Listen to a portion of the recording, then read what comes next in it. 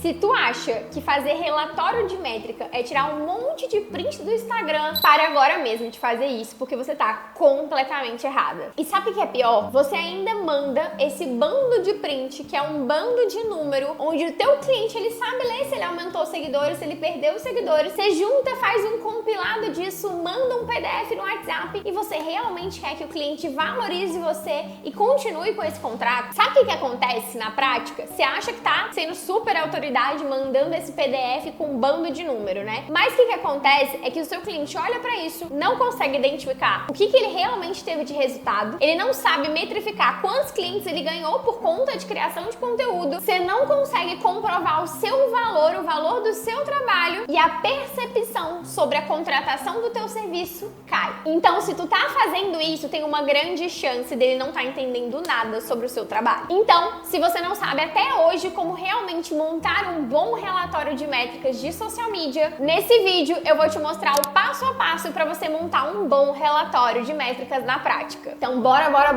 Primeira coisa para um bom relatório é que tudo vai começar por um bom objetivo. Toda a criação de conteúdo, todo o objetivo da tua comunicação, ele vai partir do objetivo principal que teu cliente tem. Primeira coisa é o objetivo. Tudo vai partir a partir desse objetivo. Então, se o teu cliente, por exemplo, queria ganhar seguidores, toda a tua construção de conteúdo e toda a tua comunicação tem que guiar para que ele ganhe seguidores. Então, na hora de você montar o relatório, a primeira coisa que você vai fazer é colocar o período analisado e qual que era o objetivo do cliente. Porque sabe o que rola muito? Vamos supor que o cliente, ele pega e vai ter essa reunião com você, que isso precisa ser numa reunião, não adianta mandar um PDF no WhatsApp. Aí ele vai pra reunião com você e ele fala assim: nossa, mas eu não vendi tanto esse mês. Mas esse era o objetivo que ele conversou com você? Esse realmente foi o objetivo traçado desde o início? Ou talvez ele falou pra você que ele queria construir autoridade? Porque um conteúdo voltado pra venda e desejo é completamente diferente de um conteúdo pra autoridade e posicionamento. Então, tem que ter muito claro no seu relatório quais eram os objetivos principais do seu cliente, exatamente para contra-argumentar com ele caso ele venha te cobrar de algo que realmente não foi conversado. Então, para iniciar o seu relatório, sempre coloque o período analisado e comece pelo objetivo. Segundo passo do relatório é você trazer um contexto de tudo que foi feito. O cliente, ele geralmente costuma ver o resultado final de conteúdo, o resultado em vendas, o resultado em número de clientes, mas ele não consegue entender como que tudo foi construído. Então, nessa parte do contexto, eu não entro já nas métricas de seguidores, de alcance, de impressões, de nada disso. Eu primeiro começo contextualizando como o cliente chegou pra mim, qual que era o cenário dele, como que era a sua comunicação, quais eram os problemas que ele estava enfrentando, como que era todo o posicionamento de marca dele. Então, aqui eu mostro pra ele como que era o antes dele em absolutamente tudo. Então, se ele fechou comigo, por exemplo, um Google Meu Negócio, eu mostro como que tava o Google Meu Negócio dele antes. Se ele fechou comigo um TikTok, eu mostro como que era a sua comunicação no TikTok. Então, desde conteúdo, postagem, frequência, tudo que era antes, como realmente chegou a comunicação dele pra mim e as suas redes sociais. A partir disso, eu começo trazendo um contexto de tudo que foi feito ao longo de um período de 30 dias de análise para que ele chegasse no estágio que ele está hoje comigo. Então, vamos supor que a gente fechou uma gestão de redes sociais e o objetivo do cliente era posicionamento. Então, eu começo pontuando no meu relatório exatamente passo a passo que eu fiz para construir o seu posicionamento inicial. Então, por exemplo, se a gente fez uma reunião de briefing, qual foi, como que era esse briefing, como é que a gente armazenou esses dados, quais foram os nossos estudos realizados para iniciar o posicionamento dessa marca, quando que a gente teve uma reunião de onboard, quando que a gente teve a reunião para apresentar a estratégia, quando que eu entreguei todos os roteiros de conteúdo, quantos roteiros também foram escritos, se teve uma identidade visual envolvida, se não teve, se a gente organizou os destaques, se a gente organizou a bio, literalmente eu mastigo tudo que foi feito, porque o conteúdo ele não começa, gente, só na hora que a gente posta. Todo o planejamento que envolve o conteúdo começa muito antes. E esses bastidores o cliente ele não vê. Então, quando você coloca na cara do cliente tudo que você fez, ele começa a enxergar o seu trabalho de um modo muito diferente. Porque ele pensa, nossa, mas é tão complexo assim, olha o tanto de processo para ter uma postagem. Então, eu começo realmente a agregar valor pro meu trabalho no momento que eu mostro pra ele tudo que foi executado pro post dele sair. Depois disso, a gente entra nos melhores conteúdos do mês. Não adianta só tirar print do Instagram e trazer as métricas de visualização. Não, você tem que explicar pro cliente por que aquele é o melhor conteúdo do mês. As métricas estão legais? Bacana, mas por que aquele aquilo funcionou. E você tem que fazer uma ligação também do tipo, beleza, esse foi o melhor conteúdo. Durante essa semana, quantos contatos o cliente teve de pessoas interessadas? Se o objetivo dele era conversas no WhatsApp, era mais leads. Ou então,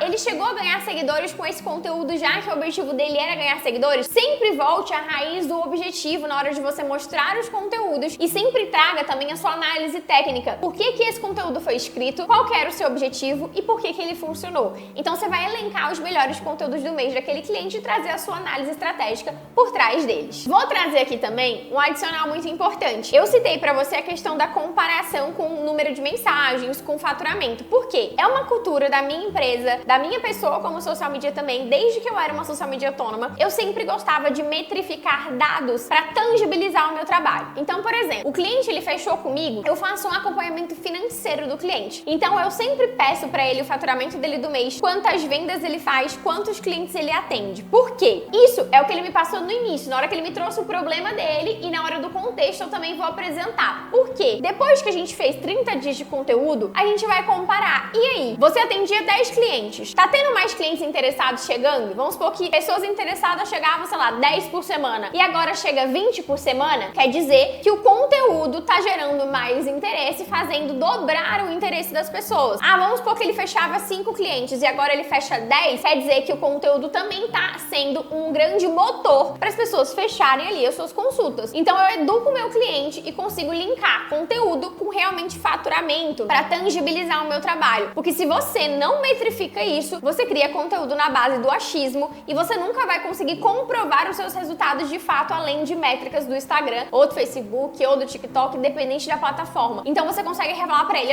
comigo, você antes faturava 10 e agora você tá faturando 20. Então ele consegue, caraca, ela conseguiu dobrar o meu faturamento. Então entendem? Mas é uma coisa que você tem que educar o seu cliente e obviamente trazer ali planilhas para ele preencher e educar ele que ele tem que preencher isso mês a mês. Fora que isso também muda a percepção do cliente em relação ao meu trabalho. Ele começa a me ver como uma pessoa indispensável para o negócio dele. Aí sim, a gente entra na quarta etapa do relatório, que é o momento onde a gente vai apresentar as métricas gerais. Então você sempre vai fazer um comparativo. Você vai fazer um comparativo, vamos supor, se antes ele tinha 100 seguidores e durante 30 dias agora vocês têm 500, quer dizer que você aumentou 400 pessoas novas seguindo ele, coisa que ele não tinha antes. Então você sempre vai fazer um comparativo dessas métricas. Quanto que era o alcance de pessoas, ou seja, o impacto de pessoas. Então se antes ele alcançava, por exemplo, sei lá, 10 pessoas e agora ele alcança 100, olha o tanto que você aumentou, entendeu? Então aqui você tem que mostrar pra ele o tanto que os números também subiram com a sua criação de conteúdo estratégico. E é importante que você também não mostre só os resultados positivos em relação às métricas, mas também às vezes os negativos. Vamos supor que o cliente, por exemplo, tá recebendo menos impressões, ou seja, as pessoas estão vendo menos vezes os seus conteúdos, ou seus stories caíram, vamos supor. Quer dizer que ele não tá gerando tanta conexão ali. Então talvez também seja o momento de você oferecer um serviço como um planejamento de stories pra ele. Então é importante que você também comece a fazer essas análises. O quinto passo do meu relatório tá em toda a parte do que não foi feito. Aqui, cara, eu sempre vou sentar com o cliente. É o momento onde você vai mostrar pra ele e deixar claro que um trabalho de redes sociais e marketing é uma via de mão dupla. Não adianta só você se esforçar, só você criar conteúdo. Tem coisas que vão depender do cliente. Então aqui eu vou trazer pra ele ajustes e pontos de melhoria. Então vamos supor que ele é uma pessoa que não produz story. Isso pode ser um ponto de melhoria. Se o Google Meu Negócio dele tá parado, ele não responde às avaliações. Isso é um ponto de melhoria. Se ele, por exemplo, é uma pessoa que não tá vendo os comentários das redes sociais e não tá respondendo os clientes, isso é um ponto de melhoria. Se o cliente manda um direct, ele demora 2 dias pra responder, isso é um ponto de melhoria. Então, sempre eu vou trazer pra eles pontos que ele está falhando ou coisas que durante a nossa prestação de serviço ele não fez. Se ele não subiu, por exemplo, os vídeos que ele deveria subir pra mim no Drive, se ele não tá cumprindo os prazos, então tudo que ele não tá fazendo que atrapalha no resultado, eu sempre vou alinhar com ele, porque um trabalho de comunicação, ela é uma via de mão dupla. Não adianta, por exemplo, eu gerar demandas de mensagens, pessoas interessadas, se as pessoas quando vão conversar com eles não são respondidas. Então aqui alguma coisa não tá funcionando. E nem sempre é uma culpa do marketing. Então essa parte de alinhamento para cobrar o cliente também é necessária. E a partir disso, o cliente ele também começa a entender que ele faz parte do processo. Ele começa a prestar muito mais atenção, ele começa a realmente entrar dentro dessa operação também. Então toda vez que eu faço isso, eu também mudo o meu tom de autoridade. Ele começa a me ver como muito mais especialista e estratégica do que ele realmente imaginava. Por fim, e não menos importante, é a a parte onde a gente entra no direcionamento do próximo mês. Então aqui a gente vai debater o que a gente vai manter no conteúdo dele, o que a gente vai manter na sua estratégia e o que não funcionou, que a gente vai ter que repetir de outras maneiras, testar